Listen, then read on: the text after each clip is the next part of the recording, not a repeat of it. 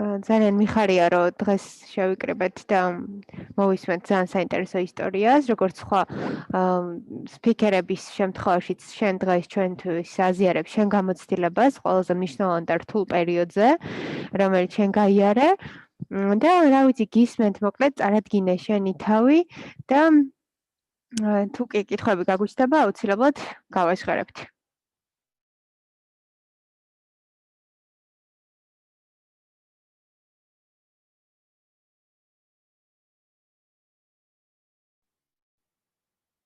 მე აღარ მესმის რუსად თქვენი საუბარი. კი, უბრალოდ ახლა შენი ჯერია უკვე მე წარვადგინე და ახლა გისმენთ შენ.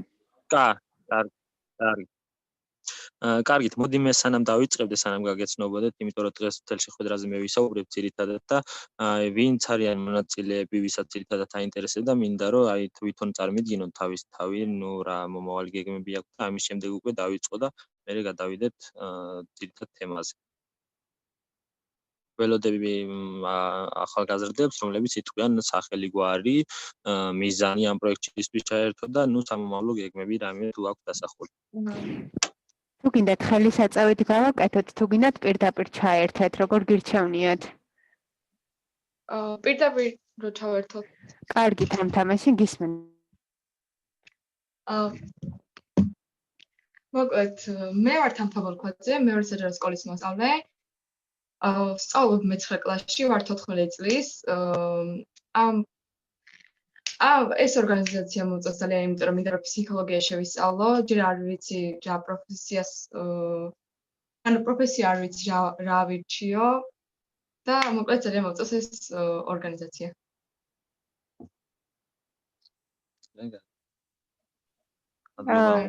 სხვა ვინ იქნება შემდეგი? თუ გინდათ ამოვიკითხავ, რა ვიცი, როგორც გაგიმარტივდებათ. მოდი ეგრე მივყვეთ, იმიტომ რომ კარგი, ესე იგი შემდეგი იყოს თათია მელაძე.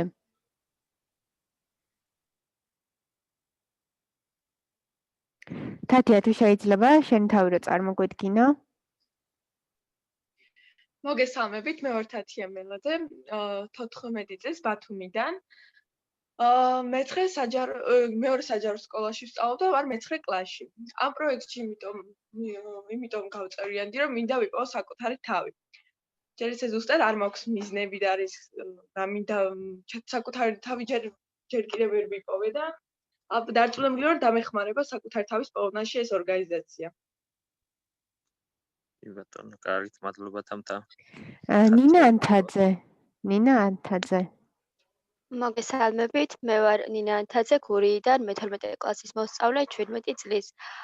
მე მინდა უფრო მეტი გავიგო ეკოლოგიის შესახებ, ხატია მესხიძეს, როდესაც მოვუსმინე, ძალიან იმოქმედა ჩემზე, იმიტომ რომ ზუსტად ეგრე ხდება ჩემს შემთხვევაშიც. ვფიქრობ, რომ რაღაცა არ გამომივიდოდა, ბევრი ისეთი ყოფილა, ისეთი შემთხვევები, რომ მიფიქრია, რომ ეს არ გამომივიდა, მოდი თავს დავანებე, მეთქი, საზოგადოებისგანაც მიმიღია მსგავსი კუთხით მსგავსი საუბარი და ეხლა მინდა რომ თქვენთან ერთად გავიარო ეს გზა და რაღაც რჩევები მივიღო.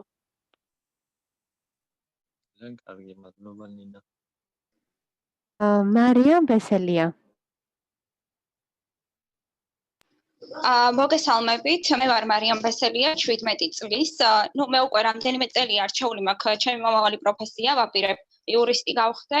და ამ შეხვედრებიდან მინდა რომ ბევრი ახალი საინტერესო რაიმე გავიგო. ზოგადად მიყვარს ახალი რაღაცების შეცნობა და იმედი მაქვს, რომ წარმატებული შეხვედრები გვექნება. მარიამ, კარგად ვერ გავიგე, საიდან ვარო? გაწყდა და ვერ გავიგე. ბათუმიდან ვარ. ბათუმში ვცხოვრობ. კარგი, მადლობა. არა, მადლობა. შემდეგი, ვისაც არ უსაუბრია, არ არის ისეთი, ვინც გუნდის წევრი არ არის, ამიტომ, რა ვიცი, გუნდის წევრებმაც შეუძლიათ თუნდაც გაგვეცნან.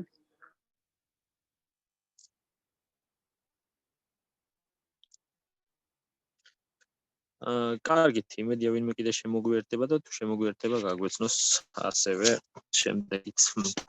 ასევე მეც გაგეცნობით, ვინც ვერ მიცნობთ და ვინც მიცნობთ კიდევ ერთხელ. მე ვარ მარდი იაკობაძე და დღეს ვისაუბრებ ზრავი შევეხები ძალიან ბევრ თემას.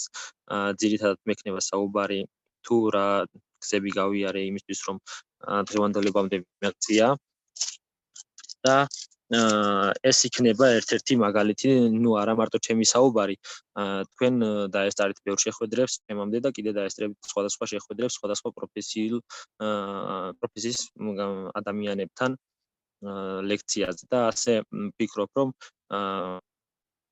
ეს იქნება ერთ-ერთი მოტივატორი მომავალი თქვენი ცხოვრების განვითარებისთვის. მე როდესაც ვიყავი თქვენი ასაკის, ვიყავი მოსწავლე, ზუსტად ანალოგიურ სიტუაციაში ვიყავი და არ ვიცოდი რა უნდა გამეკეთებინა, არ ვიცოდი რა უნდა ამერჩია, მომავალი პროფესია როგორ უნდა დამეგეგმა და ამაზე ნერვიულობა უკვე სადღაც მე-9 კლასში დავიწყე, რომ ნუ რა გავაკეთო, მინდა რომ რაღაცა ვისწავლო, რაღაც მიმართულება უკეთესად შევიცნო, მაგრამ რომელი მიმართულება ეს უკვე არ ვიცოდი, იმიტომ რომ აი ბავშვობაში როგორც ბევრი ქართველი მომავალი პროფესია რა გინდა რომ იყო და რა გინდა რომ გამოხვიდე, ეს არის პოლიციელი და ვიძახდით რომ იცი რა პოლიციელი გამოვალ, თუმცა როდესაც ცოტა ასაკი მომემატა, ვფიქრობდი რომ ეს არ იყო ჩემი პროფესია და მე ამ კუთხით ვერ განვითარდებოდი. არ გამოვიდოდა ისე რომ მყარებოდა ჩემი პროფესია და ამით მიმიღო შემოსავალი მომავალი ცხოვრებისთვის. აქედან გამომდინარე, როდესაც მქონდა შეიძლება ჩემთან თუ რა უნდა გამეკეთებინა, გავაკეთე ესეთი რაღაცა. როდესაც სკოლაში წერდით თავისუფალ თემებს, ნუ გადავხედე, ვინახავდი ყოველთვის უკაცრავად ვინახავდი ყოველთვის ჩემს ნამუშევრებს სკოლაში დაწერილი ნამუშევრებს და გადავხედე ჩემი თავისუფალი თემებიდან თუ რა თემები მქონდა დაწერილი. და აღმოვაჩინე, რომ უმრავლესობა თემის მქონდა რაღაც გარემოსთან მიმართებაში, გარემოზე მქონდა დაწერილი თემები, მაწუხებდა სოფელში, ჩემს სოფელში არსებული პრობლემები და აქედან გამომდინარე წერდი თავისუფალ თემებს. ნუ ვიფიქრე ამ საკითხზე და რაღაც გამიჩნდა იდეა, რომ იცი რა, მოდი ჩემი მომავალი პროფესია ხარ დაუკავშირო გარემოს მიმართულებას. და შემდეგაც უკვე როდესაც საგნებს სწავლობდი, მომწონდა საბუნებისმეტყველო საგნები და შესაბამისად ქულებიც და მოსწრებაც უფრო მეტი ამ მიმართულებით მქონდა. მიუხედავად იმისა, რომ აი არ მიჭირდა მათემატიკა და მეტიც კლასში ერთ-ერთი გამორჩეული ვიყავი მათემატიკაში და ვფიქრობდი ამასთანავე ეკონომიკაზე, ფინანსებზე და ასე შემდეგ. მიმართულებაზე ეკონომიკის, ბიზნეს, ფინანსების მიმართულებით. და ბოლო პერიოდში მქონდა ამ ორ შორის არჩევანი, ნუ რომელი უნდა გამეკეთებინა და ჯერ კიდევ არ ვიცოდი თუ რა შევაბარებდი და ამიტომ გადავწყვიტე, რომ ორივე საგანი მებარებინა, ან საბუნებისმეტყველო მიმართულებითაც და მათემატიკას. შესაბამისად მოხდა ისე, რომ საბუნებისმეტყველო საგნებმა ესე ვთქვათ, უფრო მეტი мотивация მომცა და შესაბამისად გამოცდებზეც უფრო მაღალი ქულა მივიღე, თუმცა უფრო მეტად მინდოდა ეს მიმართულება და აქედან გამომდინარეც, როდესაც უნივერსიტეტებში სანამ გამოსაზე გავიდოდით, მანამდე გქონდა და ჩამოწერილი ლიგითობის მიხედვით, თუ რომელი პროფესია გინდოდა პირველი და რომელი იყო პრიორიტეტული. შესაბამისად ეს მიმართულება უფრო პრიორიტეტულად მივიჩნიე და დავწერე პირველი, მეორე და ასე შემდეგ. აქედან გამომდინარეც გადაძლია ქულებმა და მოხდი პირველივე მიმართულებაზე, ეს იყო საბუნებისმეტყველო მეცნიერება და ჯანდაცვის ფაკულტეტი ბათუმის შოთა სახელმწიფო უნივერსიტეტში და აქედან დაიწყო უკვე ჩემი კარიერა. თუმცა სანამ აქ მივიდოდი, მქონდა ესეთი ესე რომ რაღაც ხატია მესხიდესთან რომ ცოტაც დაუკავშირებ, იცი რა აუდიტორის წინაშე სამდგარი ერთ თემაზე. შეეული რომ აი მე მაგალითად სოფელში დავიბადე, გავიზარდე და ძირითადად არ მქონდა ბევრ ხალხთან შეხება. ის ხალხი ვინც იყო, ვისთანაც მე მქონდა შეხება, ეს იყო სოფლის მოსახლეობა, სტუდენტები, უკაცრავად მოსწავლეები და მასწავლებლები. აქედან გამომდინარე არ მქონდა უпростоრად მქონდა კომუნიკაციის პრობლემა. და პირველივე კურსზე ეს გამიჭირდა, რომ აი როგორ გამომეხატა თუნდაც ჩემი ცოდნა, როგორ წარვდგარიყავი აუდიტორიის წინაშე, როგორ მიმეწვდინა ჩემი ცოდნა ლექტორისთვის და ასე შემდეგ. და ეს იმითაც იყო გამოწვეული, რომ აი სკოლის პერიოდში აი მაგალითად დღევანდელ დღესთან რო შევადაროთ, შედარებით უფრო გამარტივებულია და ზუსტად იმიტომაც დავარქვი რთული პერიოდი იმ გავლენ გზას, რაც მე გავიარე, იმიტომ რომ აი მე მაგალითად მსგავსი ტიპის შეხვედრა, რაც დღეს ჩვენ გვაქვს, არ მქონია ესეთი შეხვედრა და არ მქონია შესაძლებლობა, რომ ჩართულიყავი ან არ ვიტყვი, რომ არ არსებობდა იმ დროისთვის, შესაძლებელია არსებობდა იმ დროისთვისაც, თუმცა არ მქონდა იმის შესაძლებლობა, რომ მიმეღო მონაწილეობა, არ მქონდა იმის ცოდნა, რომ მიმეღო მონაწილეობა. დღეს კიდე სოციალური ქსელები უფრო მეტად აქტიურია, თუნდაც Facebook-ი და ამის საშუალებითაც ძალიან დიდი და ძალიან ბევრი ინფორმაციას ვხებულობ. ანუ ზოგადი ინფორმაციის ნაკლებობა გქონდა ჩვენ სოფელში. რაც დღევანდელ დღეს უკვე აღარ არის პრობლემა და ასევე იმის აღნიშვნა მინდა, რომ ეს მაგალითი არის მაგალითად მამრობითი სქესის წარმომადგენლები მინდა დავყო და მდედრობითი სქესის წარმომადგენლები. აი ჩვენთან მიმართებაში სწავლის მხრივ ცოტა უფრო რთულად არის საქმე ვიდრე მდედრობითი სქესის მიმართ. იმიტომ რომ აი ბიჭები უფრო მეტად აქტიურები არიან ეზოში უნდა გავიდნენ, სადღაც ფეხბურთი უნდა ითამაშონ, ცოტა ხანი ბირჟაზეც უნდა გაჩერდნენ და ასე შემდეგ და ასე შემდეგ, რაც უკვე ძალიან ბევრ დროს აკარგვინებს ადამიანს. აი გოგოების მიმართებაში კიდე ცოტა სხვანაირად არის, უფრო ნაკლებად გადიან სიტყვაზე, ბირჟაზე, სიტყვაზე, ნაკლებად თამაშობენ ფეხბურთს და ნაკლებად დაკავებულები არიან სხვა მიმართულებით ვიდრე სწავლით. ჩემ შემთხვევაში ზუსტად ესე იყო, რომ აი თუ მქონდა დრო, დამატებით რაიმეს არ ვეძებდი, მხოლოდ სკოლაში, რასაც მეცადინეობდი, ეს იყო და სკოლაში თუ რაიმე აქტივობა იქნებოდა რაღაც ტურები, იქნებოდა რაღაც შეჯიბრებები, აი ამაში ვერთვებოდი მხოლოდ და არა სადმე სხვაგან დავსულიყავი, ან თუნდაც ონლაინ რაღაცა ყოფილიყო. ნუ იმ დროს ონლაინი არც არსებობდა, ესე რომ ვთქვათ, ამ მსგავსი ტიპის შეხვედრები. აქედან გამომდინარე, როდესაც პირველ კურსზე ჩავირიცხე და დავიწყე უკვე მეცადინეობა, პირველი გამოსვლა იყო ძალიან რთული და მიჭირდა ის ვერიდებოდი, რომ იცი რა, როგორ გამოვიდი და როგორ წარვთქი ამას წინაშე, ანუ როგორ უნდა ვისაუბრო, ამის შიში მქონდა. და აი როგორც ხატია მესხიძემ ისაუბრა, ესე მომიწია მეც, რომ ნუ ხელისაწევით არ ამიწევია ხელი და არ გამოსულა და არ მისაუბრია კონკრეტულ თემასთან დაკავშირებით, ნუ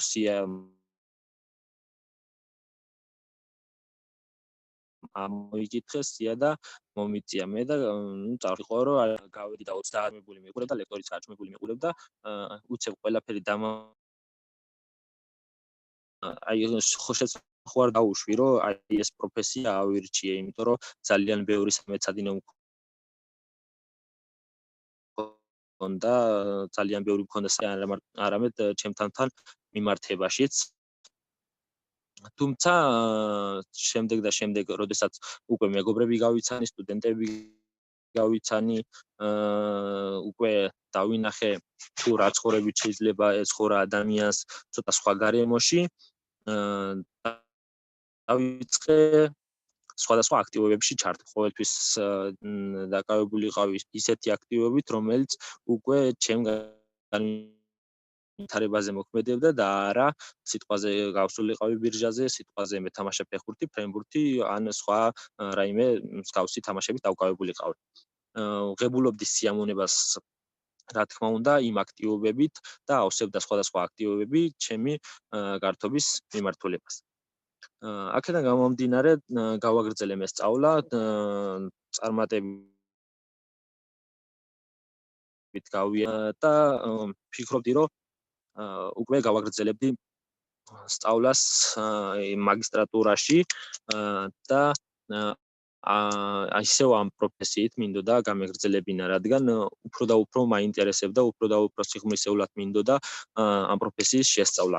იმიტომ რომ ბაკალავრის პერიოდში გავიარეთ საინტერესო პრაქტიკები რამაც ძალიან დიდი ცოდნა მომცა, როდესაც გავდიოდით ბუნებაში, ეს უკვე ჩემთვის ძალიან ბევრს ნიშნავდა და სხვადასხვა მცენარეს რო აღმოვაჩენდით, სხვადასხვა დაავადებებს თუნდაც და ამაზე მკურნალობის პრობლემებს, ასევე პრობლემები იყო სიტყვაზე ქალაქში დასუფთავებასთან დაკავშირებით და ამას უკვე სხვანაირი თვალით ვუყურებდი და ვფიქრობდი, რომ გავაგრძელებდი ამ მიმართულებას. თუმცა ამასთანავე მინდოდა, რომ ჩემი შემოსავალი მქონოდა და პარალელურად ფული მშობლებისთვის უკვე მშობლებს დამოკიდებული აღარ ყოფილიყავი, უფრო ყოფილიყავი ჩემს თავზე დამოკიდებული. მიუხედავად იმისა, რომ ბაკალავრის პერიოდში მქონდა მცირე შემოსავლიანი სამსახურები სწავლასთან ერთად. თუმცა ამას არ ვთვლიდი მე შემოსავლად და ამას არ ვთვლიდი სამსახურად, იმიტომ რომ ეს იყო ფული, რომელიც უბრალოდ მჭირდებოდა და ამიტომ მუშაობდი, მეტი არაფერი. და ასევე მინდა აღვნიშნო ის, რომ ფული სწორედ იქედან უნდა იშოვოთ, რაც სიამოვნეთ და არ უნდა იყოს ეს დამოკიდებული იმაზე, რომ იცი რა, მოდი ამას ბევრი შემოსავალი აქვს და ამ მიმართულებით ხო არ წავიდე. ერთ-ერთი გამოსულელი საუბრობდა, რომ აი იურისტები უფრო მეტ ფულში იშოვიან სიტყვაზე ან ტურიზმზე უფრო მეტ ფულში იშოვიან თავიანთი პროფესიით. ეს ასე არ არის, მინდა დაგარწმუნოთ, იმიტომ რომ ფული სწორედ მაშინ არის კარგი, როდესაც თქვენი სამსახურით კმაყოფილი ხართ და თქვენი სამუშაოთი სიამოვნებას ღებულობთ. ეს იმაზე ბევრად მეტია, ვიდრე 2 ლარით მეტი იქონდეს, ვიდრე 3 ლარით მეტი იქონდეს. თუმცა თუ თქვენს პროფესიას ნებისმიერი პროფესია, რაც არ უნდა არსებობდეს, კარგად ჩაუღრმავდებით, ყველა პროფესია არის წარმატებული და ყველა პროფესიაში შესაძლებელია ძალიან დიდი თანხების შოვნა. თუ ამას დაუკავშირებთ თანხებთან და არა მხოლოდ ჩვენი პროფესიის მიმართულებაზე, რაიმე სიყვარულს რო დაუკავშიროთ. აქედან გამომდინარე, ვნახე მე ასეთი სამსახური, სიუს გადავაწყდი უბრალოდ, სანამ მაგისტრატურაზე ჩავაბარებდი, ვნახე ეს CV და იყო დაცული ტერიტორიების სააგენტოში. ესე უცებ ბოლო დღეს მივაგენი ეს და გავაგზავნე CV, ძლივს მოვასწარე საბუთების შეგროვება და ასე შემდეგ. ძალიან რთული დღეები იყო იმ პერიოდში და ვნევრივლებდი ძალიან დიდად. და როდესაც უკვე გადავლახე პირველი ეტაპი და დამიბარეს გასაუბრებაზე, უკვე შესაბამისად მომზადებულიც ვიყავი და გასაუბრებაზე იმდენად მინდოდა, რომ ამ მიმართულებით დამეწყო მუშაობა ძალიან ბევრი ვინერვიულე და შესაძლებელია ისე ვერც ვისაუბრე, როგორც უნდა მესაუბრა, თუმცა როდესაც ხვდებოდნენ, რომ მე ეს თემა მაინტერესებდა და გამსაუბრებლები ხვდებოდნენ ამით მე დაინტერესებული ვიყავი, უფრო მეტ კითხვებს მისმევდნენ და აი სხვა მონაწილეების კონკურენტები თუ სიტყვაზე 5 წუთში და 10 წუთში ამთავრებდნენ გასაუბრებას, მე დაახლოებით 45 წუთი მკითხავდნენ სხვადასხვა ადამიანები ჩემი მომავალი პროფესიის შესახებ.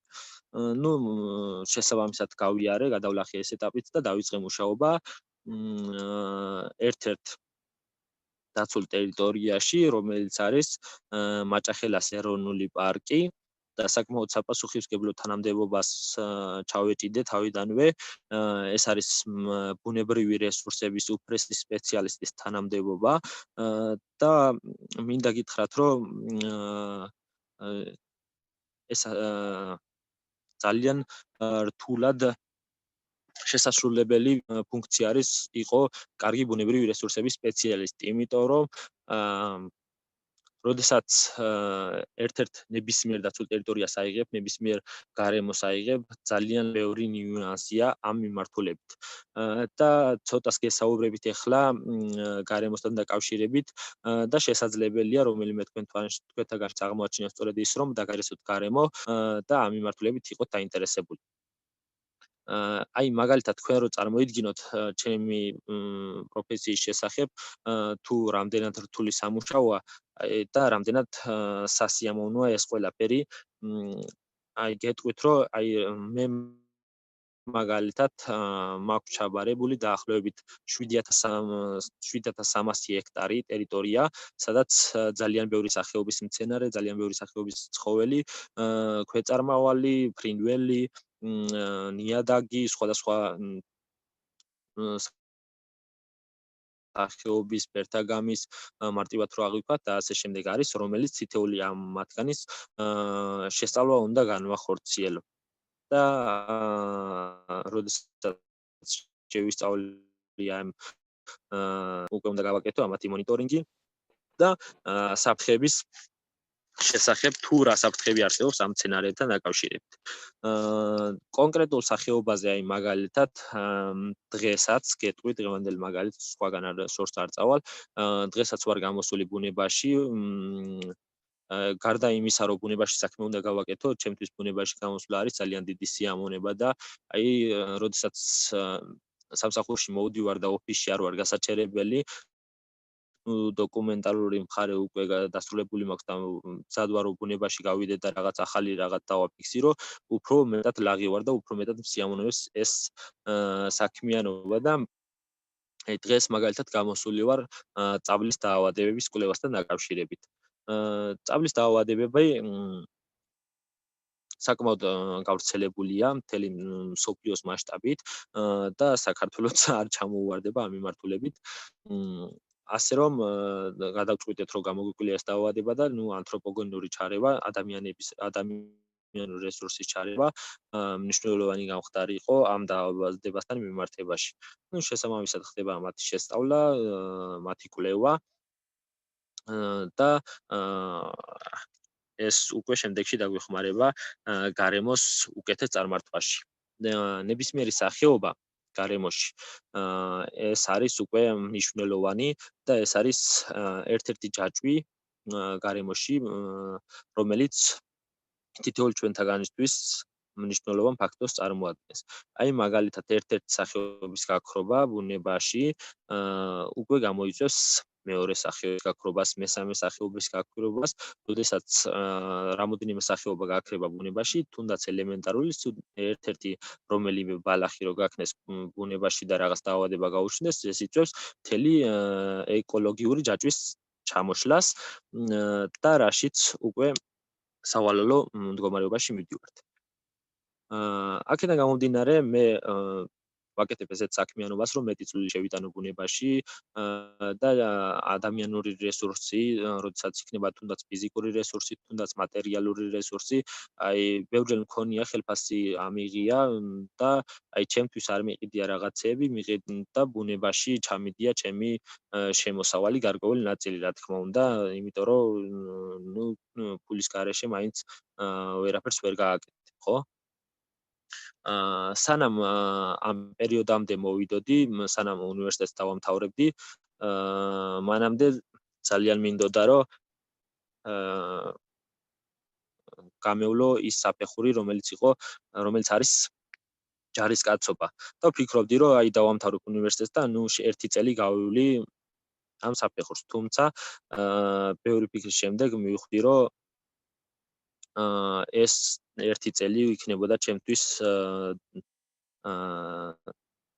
დაკარგული პერიოდი, რომელიც უკვე ჩემს პროფესიას ხელშეუშლიდა და აი გარკვეული ცოდნის მასა, რაც უკვე ჩემში დაგროვილი იყო, მიეცემოდა დავიწყებას და შესაძლებელია შეცვლილიყო რაღაც სხვა მიმართულებით წასულიყო ჩემი განვითარება და არ მინდოდა ეს რო შეცვლილიყო და მინდოდა რომ აი გარემოსთვის დამეკავშირებინა ყველაფერი.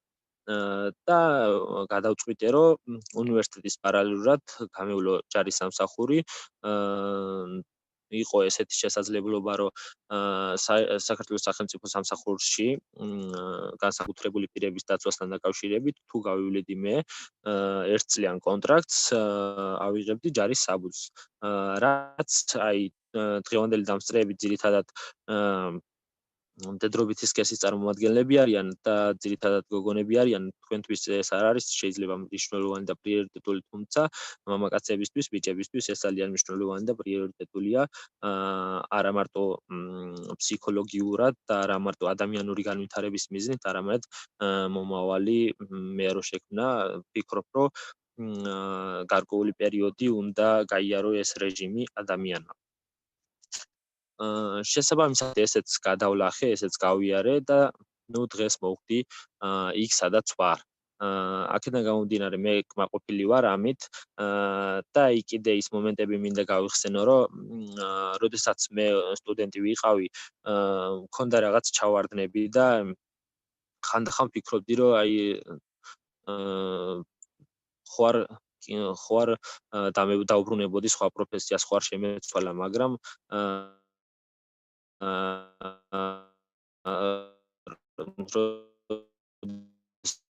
როდესაც მეორე დღე თენდებოდა, როდესაც სხვა უფრო წმდებოდი, რომ ეს უკვე აღარ მინდოდა და ამასთანავე ამაში დამეხმარა ამაში ნახე ერთ-ერთი ფილმი და თქვენ თითოეულ თქვენ მონაწილეებსაც გირჩევთ რომ ნახოთ, ეს ქვია The Secret, ქართულად და ნახავთ თუ როგორი мотиваცია უნდა შევიქმნათ მომავალში და როგორ უნდა განვითარდეთ, რომ მომავალი დავსახოთ. პირველ რიგში მნიშვნელოვანი არის განვითარებისთვის რაღაც მიზანი დავისახოთ და ეს მიზანი ჩვენში აღმოვაჩინოთ. აი არიან მოსწავლეები დღეს რომლებმაც არიციან თუ რა პროფესია აირჩიონ და მიუხედავად იმ წირი სახელმძღვანელოებისა, რის მიხედვითაც შესაძლებელია რომ ჩამოყალიბდნენ, თავარი არის საკუთარ თავთან მუშაობა. საკუთარ თავთან უნდა იმუშაო ისე რომ აი წარმოიდგინეთ როგორ გითხრათ აი დაჯდე და სიტყვაზე აი მათემატიკა მინდა, ქიმია მინდა, ბიოლოგია მინდა, ქართული ენა მინდა, აი ეს საგნები ამის მიხედვითაც შეგვიძლია შევარჩიოთ ჩვენი პროფესია. თუ რომელი საგანი უფრო მეტად გვაინტერესებს სკოლაში, ამის შემდეგ უკვე დავგეგმავთ თუ უნივერსიტეტში რომელი საგანი უნდა ჩავაბაროთ. თუ მაგალითად სკოლის პერიოდში იყო ისეთი საგნები, ხოლო სწავლობდი, რომ დაბალი ქულა არ მემეღო და დაბალი ნიშანი არ მემეღო ამის გამო და ეს შესაბამისად იყო ისეთი პრიორიტეტული საგნები, რომელიც უფრო მსიაუნებდა და რომელიც უფრო მეტად მინდოდა, რომ უფრო მეტი პასუხისგებლობა მქონდა ამ საგნებში აღებული. აქედან გამომდინარე, თქვენს თუ დაგეგმავთ, აი გადაახარისხებთ, აი ელემენტარულად, აი საგნებს თუ გადაახარისხებთ, რომელიც უფრო პრიორიტეტულია თქვენთვის, შესაბამისად დაძებნით სპეციალობებს, თუ რა საგანი რომელი მიმართულებით შეიძლება ჩააბარო, ამის შემდეგ მარტივად გადაწყვეტ, რომ აი ამ საგანს შემიძლია სიტყვაზე ვისწავლო ეკოლოგიაზე, ვისწავლო იურიდიულზე მაგალითად და ასე შემდეგ, ეს უკვე დაგეხმარება თქვენი მომავალის ჩამოყალიბებაში. ასევე მნიშვნელოვანია გარკვეული დოზით პრინციპულობა გქონდეს საკუთარ თავთან, იმიტომ რომ აი რაღაცას რო გადაწყვიტავ, იმდენად პრინციპული უნდა იყო, რომ აი როდესაც მიიღებთ რაღაც მარცხს, იმიტომ რომ როდესაც არის აღმავლობა, იმას ყოველთვის მოხვება დაღმავლობა. ანუ ამას არ უნდა შეოშინდეთ და იმდენად პრინციპული უნდა იყოთ, რომ რაც არ უნდა დაღმავლობა მოგიწიოთ ცხოვრებაში, ეს უნდა იყოს გადალახვადი და ეს უნდა ისე უნდა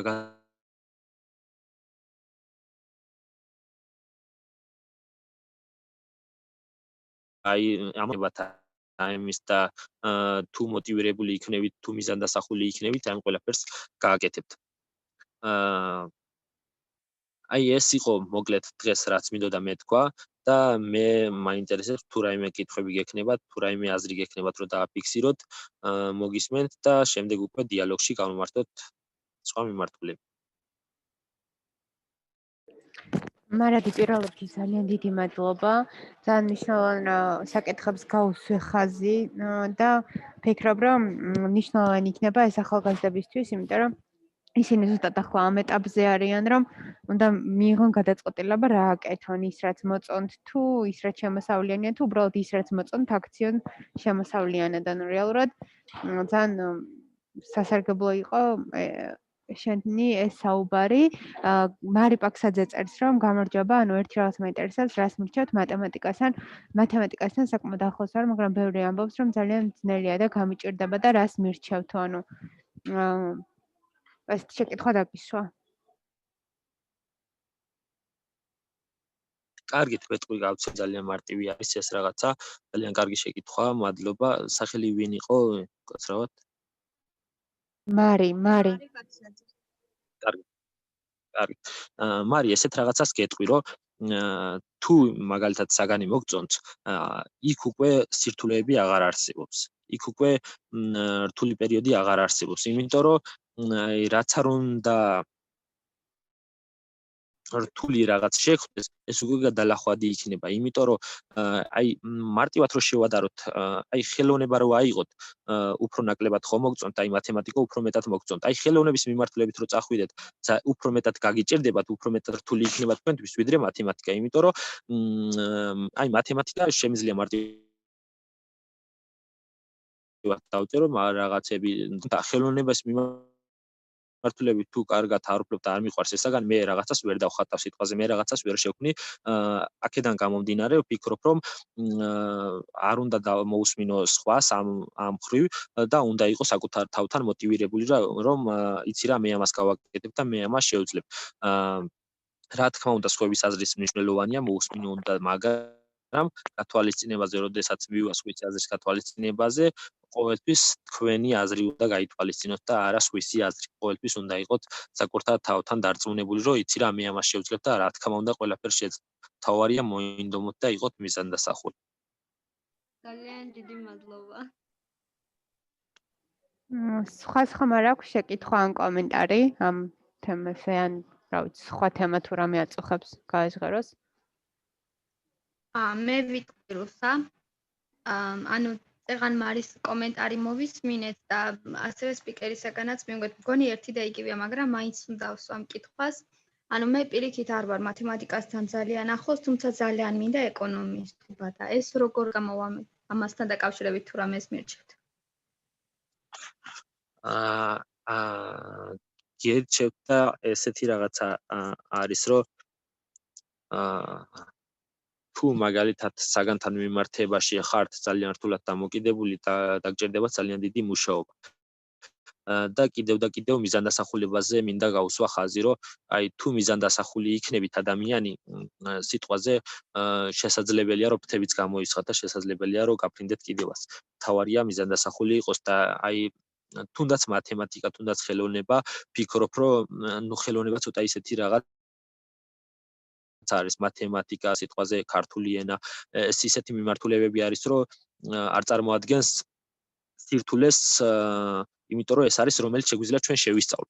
აი ხელოვნება ცოტა ისეთი რაღაცა არის, რომ ხელოვნება შესაძლებელია შეძენილი უნარი არ იყოს და აი მაგალითად თუ ნიჭი არ გაქვს ხატვის, შეიძლება ვერ დახატო, თუმცა მათემატიკა ეს არ არის, რაღაცებს თუ დაიზეპირებ, რაღაცებზე თუ ყურადღებას გაამახვილებთ, უკვე გაგიადვილდებათ, თუმცა მოგიწევს ძალიან დიდი მუშაობა ამასთან დაკავშირებით, მაგრამ მე ვთვლი რომ უარი მაინც არ უნდა თქვათ იმაზე, რაც მომავალში ჭირდებათ. მე ვფიქრობ რომ მათემატიკა თუ ფინანსები და ეკონომიკა თუ უფრო მეტად გაინტერესებთ, ვფიქრობ რომ უნდა აირჩიოთ ეს მიმართულება, იმიტომ რომ მომავალში თქვენ ამით კმაყოფილი იქნებით და ბედნიერი იქნებით. ცხოვრებაში მარტო არ არის შემოსავალი, კიდევ გავამეორებ ამას, შემოსავალი რა თქმა უნდა აუცილებელია, თუმცა ეს უნდა იყოს ისეთი საქმიანობით მიღებული, რომელიც თქვენთვის სასიამოვნოა. სასიამოვნო საქმით მიღებული 1 ლარი ბევრად მეტია იმ 100 ლარზე და 1000 ლარზე, რომელიც არ გინდა იმ საქმის კეთება და რომელიც საქმეც არ გსიამოვნებს. ეს მინდოდა რომ მეთქვა ამასთან დაკავშირებით. ნამდვილად გეთანხმები, ის 100 ლარიც არ გინდა, იმდენ ნერვებს გაგლიჯავს. იმიტომ ისევ ის 1 ლარი გერჩევნია და მშვიდად შერგებული არის კი ეგეთი ნამდვილად ეგეთი შემთხვევა ცხოვრება. სხვა არ აქვს შეკითხვა? კი. თქვენ რაც პროფესია გაქვთ, იმის ანუ ამ პროფესიისთვის ძირითადად გეოგრაფიის შესწავლა გჭირდებათ, ხო? გეტყვით. როდესაც გარემოს უკავშირებთ ჩვენ ცხოვრებას, გარემოსთან მიმართებაში სხვადასხვა საგნები არის. საბუნებისმეტყველო საგნები, რომლებიც არის ფიზიკა, ქიმია, ბიოლოგია, გეოგრაფია, ეს 4 ძირითადი მიმართულება, 4 ძირითადი საგანია, რომელიც ნაწილ-ნაწილ უნდა ამოვიღოთ, რაღაცები უნდა ამოვკრიბოთ, ერთად უნდა შევკრიბოთ და ერთად უნდა შევისწავლოთ. თუმცა ზოგჯერ არის ძალიან მარტივი, ზოგჯერ არის ძალიან რთული ამის გაკეთება.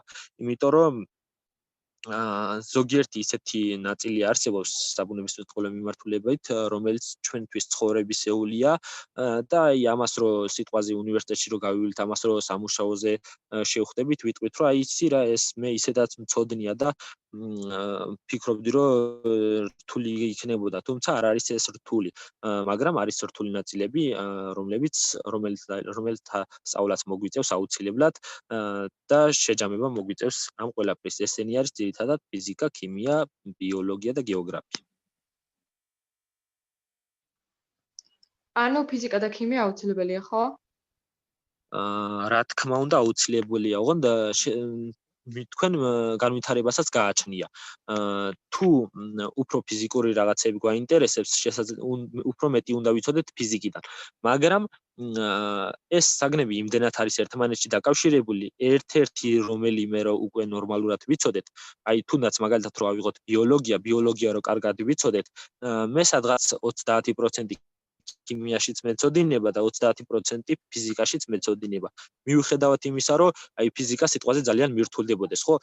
აი ვერც კი გაიგებთ იმას, რომ ეს უკვე გისწავლია თქვენ და ეს უკვე მცოდნია მე სიტყვაზე.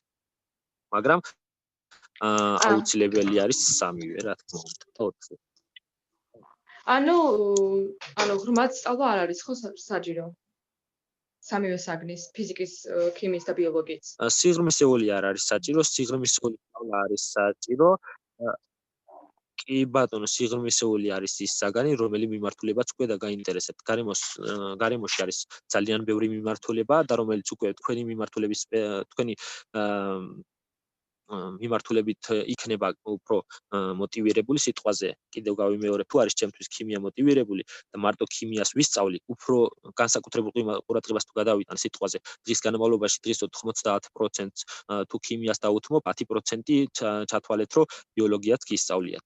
მაგრამ რა თქმა უნდა, აუცილებლად შეისწავლეთ რაღაც ნაწილს ამ საგნებიდანაც. მადლობა. შემდეგ კითხვას მე დაგისვამთ. ჯერ მადლობა პირველ რიგში დღევანდელი დღისთვის, მართლა ძალიან საინტერესო იყო. პროფესიასთან დაკავშირებით არ მაქვს კითხვა, მე უკვე ავირჩიე ჩემი პროფესია იურიდიული და მაღალი შემოსავლის გამო არ ამირჩევი ეს პროფესია რეალურად, ბევრჯერ მithქვამს ეს. რეალურად მომწონს ეს პროფესია და მინდა რომ მთელი ცხოვრება მას დავუკავშირო. ჩემი კითხვა ცოტა სხვა რამეს ეხება. თქვენ საუბარში ერთი რაღაც ჩამრჩა განსაკუთრებით გონებაში. არ მქონდა ინფორმაცია ამასთან დაკავშირებით და მინდა კითხოთ, ახსენეთ ერთ-ერთი დაავადება, რომელსაც ახლა იკვლევთ. ამ დაავადებაზე არ მქონდა აქამდე ინფორმაცია. რა თქმა უნდა, შემიძლია დავგუგლო და ისე მოვიძო ინფორმაცია, მაგრამ თქვენგან მოსმენილი რაიმე მცირე ინფორმაცია ამ დაავადების შესახებ ჩემთვის უფრო მნიშვნელოვანი და საინტერესო იქნება. კარგით, მადლობა კითხვისთვის. გეტყვით აუცილებლად, რომ დღეს ვიკვლევ მაგალითად წაბლის დაავადებას, რომელიც დღესდღეობით საერთაშორისო პრობლემაა და მსოფლიოს მასშტაბით მუშაობა ამ საკითხთან დაკავშირებით. ამ დაავადებას ჰქვია მარტივად რომ ავიღოთ ქართულ ენაზე რომ გავიგოთ, ეს არის წაბლის კიბო, რომელიც სახლდება არის ერთ-ერთი პათოგენის სოკო, რომელიც სახლდება წაბლის მერქანში, შემდეგ მერქანს აზიანებს და შედის უკვე შიგნით. აქედან გამომდინარე, როდესაც ეს სოკო დასახლდება მერქანში და გარე მერქანს უკვე დააზიანებს, აი აქ არის სწორედ ის მონაკვეთები, სადაც ხდება ტრანსპირაცია. ანუ ესე რომ ვთქვათ, წყლის მილები, მარტივად რო გავიგოთ, წყლის მილები არის მოთავსებული აქ და აი მილებს უკვე ავიწროებს ეს სოკოვანი დაავადება და სურჭებოჭკოვანი გამტარი ცობილები. კი ბატონო, მადლობა ხატია. და შესაბამისად ვეღარ ხდება ამ წყლის ზედა ნაწილში მიწოდება. შესაბამისად ხდება ფოთლების დაცვენა, მერქანის ხმობა, პატარჯერ იწყებს მცირე ნაწილების ხმობას და შემდეგ მომდინარე უბრალოდ სრულიად იმის მიმართებაში, რომ აი ხემ ბუნებაში ძირითადი მისია ბუნებაში ხის არის, რომ მოგვაწოდოს ჟანგბადი დიდი რაოდენობით. აქედან გამომდინარე უკვე ძალიან დიდ ზიანს აყენებს ბუნებას. ძალიან დიდი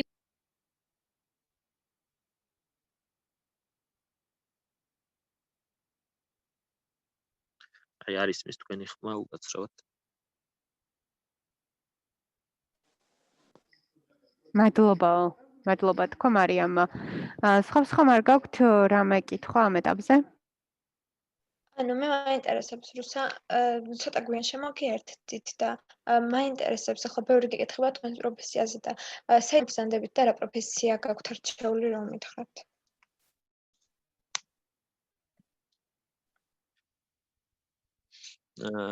მე ვარ მარადია გობაძე, ალბათ წაიგითხავდით ამას, გავდივარ სხვა ტერიტორიაზე, სადაც ჩემი სამუშაო არის დაახლოებით 30 კილომეტრით დაშორებული.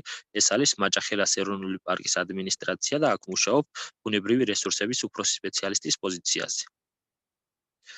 სხვა თუ რამე გაინტერესებს ამ საქმიანობასთან დაკავშირებით, მკითხეთ და შემიძლია გიპასუხოთ.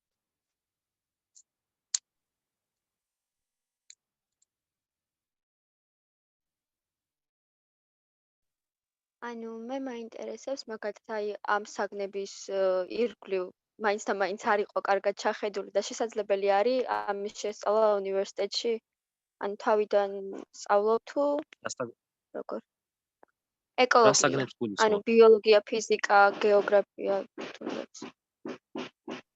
გამოცდის ჩაბარება ხომ მოგიწევს ყველა ვარიანტში ეროვნულებზე რაღაცა ეგეთის თუ არა? გამოცდაზე ისტორია ქართული და ინგლისური ბარდება, მაგრამ შემდეგ აღარ ანუ ისწავლება ბიოლოგია, როგორც ვიცი, ფიზიკა და ანუ ფიზიკასა მაინც და მაინც არ მოგვცეს ესეთი შეხება, რომ გამიჭირდება ალბათ. მე მაგალითად ფიზიკაში არ მქონდა პრობლემა და პირიქით როდესაც სკოლაში ვსწავლობდი ფიზიკაში და მათემატიკაში ძალიან ბევრს ვეხმარებოდი მოსწავლეებს ამ რაღაც ამოცანების ამოხსნაში ფიზიკური თუნდაც. თუმცა უნივერსიტეტში ისწავლება იმ დონეზე, რომ ეს არის მარტივად გადალახვადი და ძალიან ელემენტარული რაღაცეები. აი, მხოლოდ დასაზეპირებელი რაღაცა რო წარმოვიდგინოთ, აი ამითაც შეგვიძლია გავიაროთ თუ მხოლოდ ეს იქნება ჩვენთვის პრობლემა. აი თუნდაც ფიზიკაში ნიუტონის კანონი არის სადღაც 5 ხაზი და იმას მარტივად დავიზეპირებთ და როდესაც დავიზეპირებთ და ბევრჯერ გავიმეორებთ რაღაცას, ის უკვე ჩვენთვის დაკმადი იქნება. აი მაგალითად იყო ესეთი პროცესები, რომ აი ესეთი მდგომარეობა, რომ აი ლექციაზე ვარ და იცი რა ვიცი, მაგრამ ვერ მოვყვები. მქონდა ესეთი პრობლემა და ვამბობდით ესე. თუ ვიცით რაღაცა, იმას აუცილებლად გავაკეთებთ და იმას აუცილებლად ვიტყვით. აი მაგალითად მარტივი მაგალითი რო ავიღოთ 2x2 4-ია და როგორ მიიღება 4, ჩვენ ეს ვიცით. ეს ჩვენ გვემარტივებ. ესე ამ დონეზე თუ ჩვენ დავიზეპირებთ რაღაცას და ამ დონეზე თუ შევისწავლით, ჩავთვალოთ, რომ ეს ყველაფერი ჩვენ ნამდვილად ვიცით და ეს აღარ გაგვიჭირდება. ნებისმიერი საგანი რო ავიღოთ, თუ მონდომება იქნება, ამის შესწავლის პრობლემა არ არსებობს. თუ მოვინდომებთ კიდევ და განმეორდები, რომ თევსაც გამოვისხებთ და გავფრინდებით კიდევ. დიახ, მაგრამ დავამატებ, რომ ჩვენს დროს საკმაოდ ისე ბავშვობა ბესეულში საკმაოდ ფიზიკის მიმართულებაზე მეც არ ვიცოდი ფიზიკა, ქიმიაც არ ვიცოდი და ბიოლოგიაც კარგად, მაგრამ იქ რომ მივედით, აი უნივერსიტეტში იმდენად კვალიფიციური ლექტორები დაგვხვდნენ, რომ ინდივიდუალურად მუშაობდნენ, ანუ თუ ვერ გაიგებდი, კვლავ გიხსნიდნენ, ამიტომ ის სირთულე, ანუ მეც მერთულებოდა უნივერსიტეტში, როდესაც ჩავაბარე ფიზიკა, ქიმია, უმაღლესი მათემატიკა, მაგრამ მაინც ვისწავლოთ, იმიტომ რომ თვითონ ლექტორები იმდენ შრომასდებდნენ ამაში, რომ აი მე დამანადი კურსელები ვიყავით და აი მართლა რთული იყო ფიზიკა რა მარტივი, მაგრამ არც შეუძლებელი არის. თავარია ის, რასაც ლექტორი გიხსნის, მოусმინო და აი მაგალითებსაც ვერ ხვდებოდი, ზოგჯერ როგორ ასისმენდნენ, ხსნიდნენ, მაგრამ თუ მოусმენ, აუცილებლად გაიგებ, აუცილებლად მიხვდებ. თავარი არის, რომ არა მხოლოდ ლექციაზე მოусმინო, არამედ დამატებით სახლშიც იმეცადინო, ბევრი იკითხო და იმის შიშინო გექნებათ, რომ რაღაცა სასწავლე, იმიტომ ფიზიკაც, ქიმიაც და ბიოლოგიაც აუცილებლად გვჭირდება ჩვენ, იმიტომ რომ აი ქიმიური პროცესები, რაც ვთქვათ, გარემოში მიმდინარეობს პირდაპირ კავშირში, აი იქ ვთქვათ, ფიზიკური პროცესები, რაც არის ისიც პირდაპირ კავშირში და ბიოლოგია ზოგადად ცოცხალ ორგანიზმებს რომ შეისწავლის, ესეც უკვე თავისთავად კავშირშია ეკოლოგიასთან, იმიტომ ეკოლოგია ცოცხალ ორგანიზმებს ეხება. ამიტომაც ყველა საგანი, რაც თუ ვისწავლეთ, იყო სიგნისეულად დაკავშირებული ამ პროფესიასთან. ის ფაქტი, რომ შეგაშინებთ, რომ რაღაც შეუძლებელი არის, იმიტომ რომ იქ იმდენად კარგი და მცოდნე ლექტორები მუშაობენ, რომ აი თქვენს გაგიკვირდებათ შემდგომ თქვენი თავი როცა მიხვედით და როცა დაასრულეთ სწავლა, მერე როგორ ასე ვთქვათ, განვითარების გზას გაევლით, ასე რომ ნუ შეგეშინდებათ მაგის. პირიქით უკეთესია, როცა ქიმიაც იცი, ფიზიკაც და ბიოლოგიაც. იმიტომ რომ ფიზიკაც განti კარგად არ ვიცი.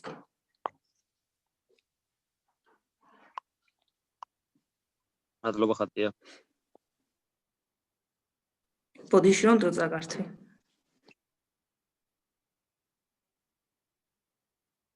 თუ აქვს ვინმეს შეკითხვა, სხვა ვინმეს ხო არ ექნება კითხვა ან რაიმე აზრის გამოხატვა. თუ არ და შეგვიძლია მარადი გავუშვათ მაინც სამსახურიდან გვერდება.